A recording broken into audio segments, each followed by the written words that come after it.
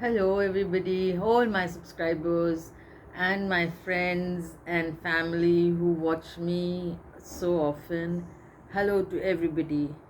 I am so happy to be with you. I think I look better with my hair open, don't I? So let me just, open my hair because some people will say, "Oh, you're not looking good. Why didn't you open your hair and why didn't you look good on your video?" So I have to also look good in my videos. So I don't know. I don't know. Anyway. So today we're not going to discuss anything controversial that's going on in the world right now. Things are a little settled down in Afghanistan.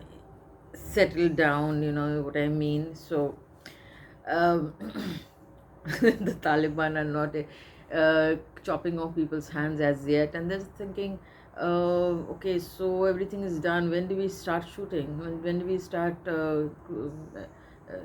culling the people? So they haven't started doing that as yet, though they don't have an inclusive government for which other countries are getting together. So that's a totally different ballgame. What I wanted to tell you, this is just to inform you, to give an information. I helped in one family first from escaping from Afghanistan, and then six other families. So in total, there were 8 families, which I and another person called Elizabeth, we kind of helped in escaping from Afghanistan. We started a GoFundMe campaign where we raised, surprisingly, we raised around $10,000, and people are like still wanting to give money to us, to the person who escaped from Afghanistan. And that escape is one story which I'm going to take an interview one day and of that person, and I'm going to explain to you. It's the escape is one hell of a Hollywood movie. So I'm not going to give you a spoiler on that, because that is exclusively his story. So he's going to tell me, of course, on my channel. Let's see if I can pull him and get together, for that story. So meanwhile, I wanted to tell you is that there been so many things happening in my life. I haven't been able to record it. Also, so meanwhile, I published my book, which is WTF, I Found God. So you must have seen a little bit of snippets for the Facebook book launch, which I did online. So I'm taking this liberty to read out a parts of the book which I think would be of interest to you. Looking forward to the Ganesh Chaturthi, we just went by. You know what? Do you know that Ganesh is not? It's called Ganapati and not GAJA-PATI. So we call the Ganesh's head. We somehow think that the Ganesh's head is the head of an elephant. It is not. So let me just read out that part to you. Okay, so this is in this chapter called God and Aliens. So there's this chapter called God and Aliens, and in this chapter there is a lot of crop circles are given. The Kailasha temple of India is mentioned, and later on when I go into the how God's aliens influence religion. So I talked about aliens in Islam in this part on page 69. I'll give you the link below so you can download your free copy. You don't have, if you want, you can hold. If you want to hold a paperback, of course you can. But but there's always the free copy, the Kindle copy that is available for you to read it. So it's on page 69, Aliens and Islam. So I'll just tell you the Islam parts in short, or do you want to listen to the Ganapati stuff first? Okay, so let me just tell you the Islam part shortly. Every day, 5 times a day, Muslims across the world face the holy site of Mecca and pray. Mecca is believed to be the birthplace of Prophet Muhammad. But when followers visit the site, it is not actually Mecca they are facing, but a building called the Kaaba, or simply, so Arabic word Kaaba simply means cube. This is an extremely simple structure measuring about 15 meters high on a 10 centimeter into 12 meter 10-meter into 12-meter base. It has an interior beautiful green marble hall with 3 pillars, entered or seen by selected only a few people. Nobody can enter that hall. The Kaaba, this cubic structure, strangely reminds us of Arthur C. Clarke's 2001 Space Odyssey. Remember, I don't know how many of you, of my viewers, I'm sure my viewers are of that content and that genre who would watch 2001 Space Odyssey, right? So, if you've watched that movie, you see there are black rectangular monoliths are placed all over the universe by an unseen extraterrestrial species. These 3 monoliths were discovered in the solar system by hominids and humans. The first monolith, okay, that's okay. It should be now obvious that the Kaaba, being a customary black colored cube, this is actually the stone at the base of the Kaaba. So we know what the Kaaba looks like, we all know that. It is a kind of a symbolic equivalent to the monolith in 2001. So we have a kind of a extraterrestrial link to the Muslims, and Islam always says that Allah is the Lord of all things. Like in Christianity, they say Lord God made them all. So all includes everything, terrestrial and extraterrestrial, aliens and other planets, anything that is in this planet and beyond. So it's no religion is actually restricted their views into just this planet, so that is what I have explored in this book.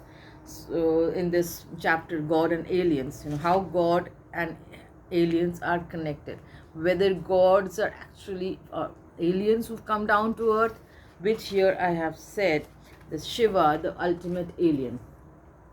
It seems Shiva is an alien god. Okay, so look at I'll take you a small detour to look at my painting over there on top. You can see that is my Shiva, the alien traveler. So I painted that because Shiva haunted me in my dreams one day, and I was seeing Shiva in my dreams. I was very surprised because I'm not a religious person. Neither am I a believer of Shiva. So I realized that it was what I was writing in my book that was coming to me in this form, like Shiva. So I did a lot of research on Shiva and realized, and I came to know that Shiva is actually like Prophet Muhammad, Krishna, Jesus. Everybody has a birth and a childhood. You can read about their childhood and their death, but Shiva doesn't have a story of their birth or their death. Shiva has no siblings. He has no parents. He has only a wife and 4 children, like we know: Ganesh, Kartik, and Saraswati and Lakshmi. We don't even have any connections of Shiva actually giving birth to Saraswati and Lakshmi. We just know that he had a relationship with Parvati or Durga. So that relationship actually happened over a huge period of time, when Shiva actually, it says, okay, let me read this part out. Shiva arrived in a flash of light, disappeared in a flash of light. He is believed to have lived in the Himalayas, predictably the Kailash mountain, where he lived and did yoga on top of the mountain in a bare body. He drank snake poison, which is why his neck is represented as blue in color, and savored weeds of various kinds found in the Himalayas, which is why he could stay bare-bodied in the snow. Some yogis do that even now. I met one personally in Kolkata this time when I visited. I met a sadhu who was speaking fluent English and who actually lives bare-bodied in the snow, and he was wearing sweaters and jackets in April heat in Calcutta. So that's when I asked him, how are you wearing that? He said it's all in a state of mind. I mean, exploring that realm is so tantalizing for me, but I really want to get into that later part of life, definitely. Just exploring that thing called mind, and this is just the beginning, to explore your mind, because I have realized throughout this journey that the mind is everything. Mind is everything. There's nothing beyond mind. Okay, so Okay, the presumption that I will write now will muddle your brains further. Why Shiva is considered an alien among all gods, that we know because of the following reasons. Though we know the birth and death story of, like I said, so here Sadhguru actually pointed this out first on YouTube channels. So she said Shiva is Swayambhu. He has no siblings, no parents, no lineage. There's no story of his death either. Okay, so no temple or monument has been given attributed to built in any place where he has supposedly died. Okay, so now we don't know if he's a human being. First of all, we don't know he's a human being. So Sadhguru is the first person who said he could be an alien. He could have come from some other planet, some other civilization altogether. Okay, so here is the story, which makes a lot of sense to me. First of all, let me tell you, why is curiously there's a statue of Shiva engaging in the Nataraj Tandava dance at the campus of the CERN in Geneva. Do you know that? So in Switzerland, where recently the God particle, the Higgs boson particle, was under experimenting smashing atoms with the particle accelerator. So in a place where the highest of scientific experiment was being conducted, why is the statue of Nataraja over there kept in front of this building? This is the statue which has been kept in front of the CERN, and there's a writing over there why it was explaining why it is there. So that writing I have transcribed it, and I've kind of written it over here. So this is the writing over there, why it is explaining why is this statue over there. Okay, you'll have to read the book to find out that. The belief is that Lord Shiva danced the universe into his existence, motivates it, and will eventually annihilate the universe, creating another. Interestingly, Carl Sagan had drawn the similar metaphor between the cosmic dance of Nataraja and the modern study of the cosmic dance of the subatomic particles. In his seminal book Cosmos, Sagan saw a Shiva in Cosmos, which is here with me right now. So there is this book Cosmos with me. So yeah, so I'll have to find the page. I don't have it marked the page as yet. So where he says Shiva is a kind of premonition of modern astronomical ideas. Okay, so there is another very interesting thing which I wanted to now let's get to that story of Ganapati. Why Ganapati is called Ganapati and not GAJA-PATI. So here it sounds this is what the story is. So it is said that Shiva abandoned Parvati. Now bear with me with the story. Probably a human in Lake's Mansarovar for over 10 years. He went off somewhere. So lonely and dejected, and with her desire and maternal instinct, Parvati decided to create and breathe life into a baby. She took a part of herself, a bit of sandal paste that was on her body, mixed it with soil, and made it in the form of a baby and breathed life into it. Now this may sound mythical and you may laugh at it today, but today test tube babies, IVF babies, surrogacy are all household concepts, right? It is similar to someone taking an epithelial cell from you in the very near future and making a human out of it. Just the way you use animal cells today and create Beyond Meat. You'll find my video Beyond Meats. I think I'll link it to this.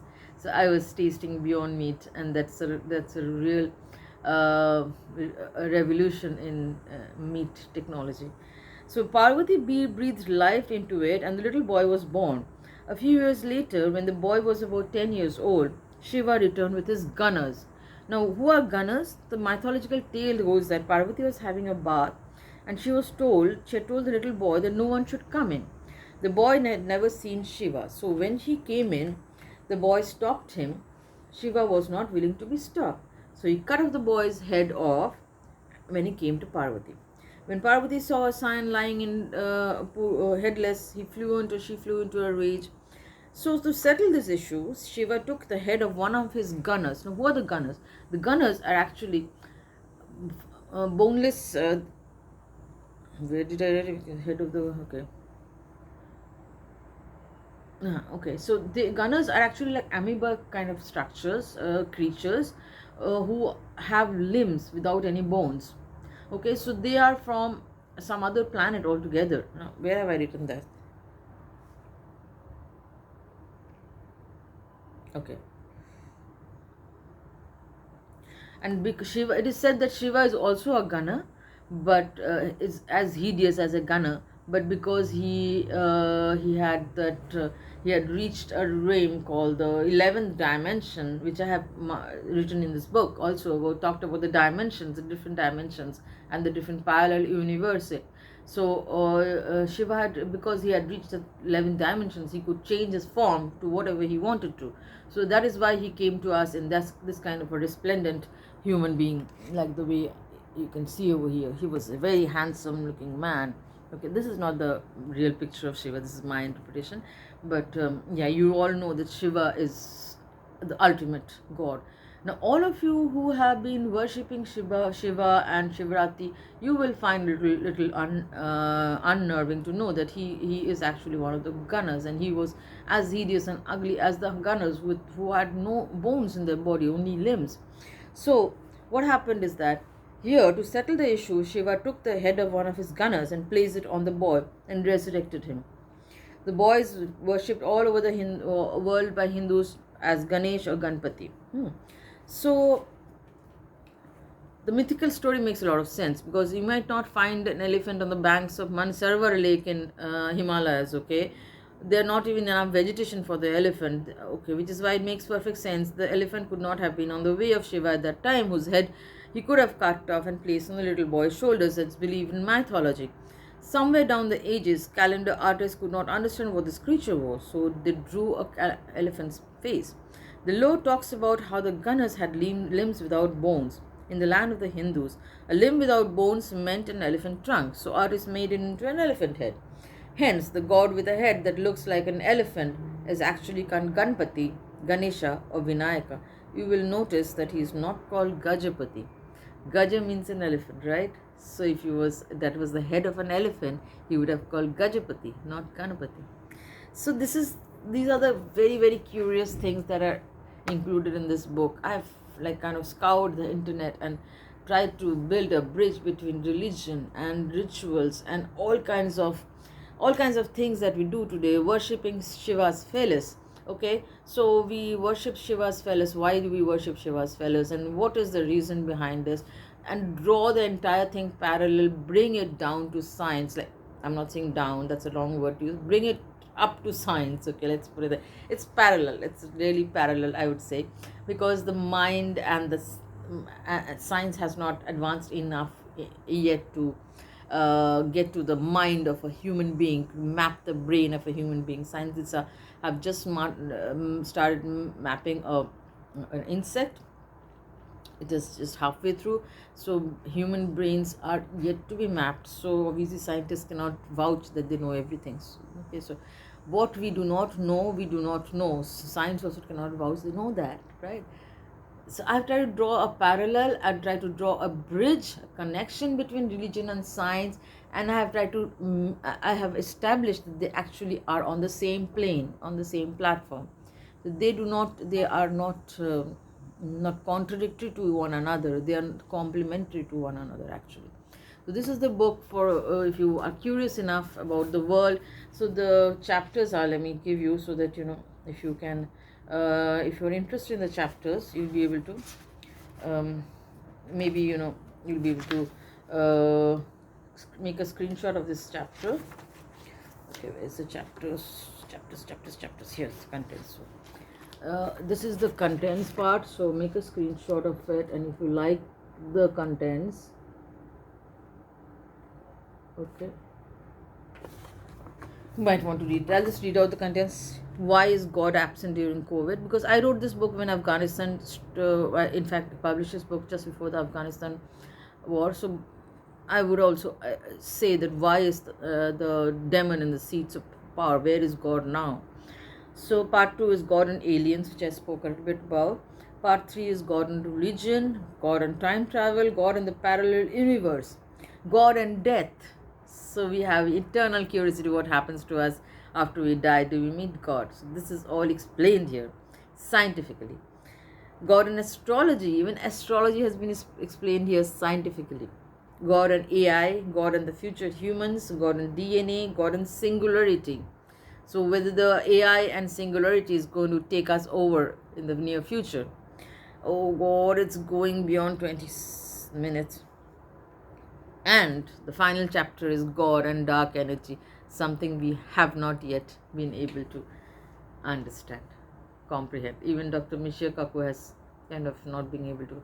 When I start talking to you, I cannot look at the time. I'm sorry. I feel so connected to all my viewers that I do not look at the time. I'm sorry if I've taken up so much of your time. But this book, I'm linking it below. Please, if you find this book, if you read it, and please let me know in the comment below what you like about the book and what you want to challenge me about.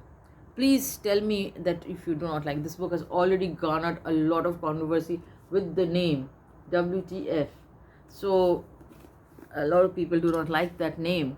So if you do not like the name, if you do not like the association of WTF with God, and if you do not actually, if you have anything to tell me, like challenge me about it in the book, if you find something in the book which you do not agree with and you want to challenge me, please write to me at the comments below, or write to me in an email which I linked below, and I will be I will personally respond to all of you. Thank you for watching, and always subscribe to my channel, hit the red notification bell. All these things I cannot see, but yes, you know that these things have to be said. So take care and have a great day.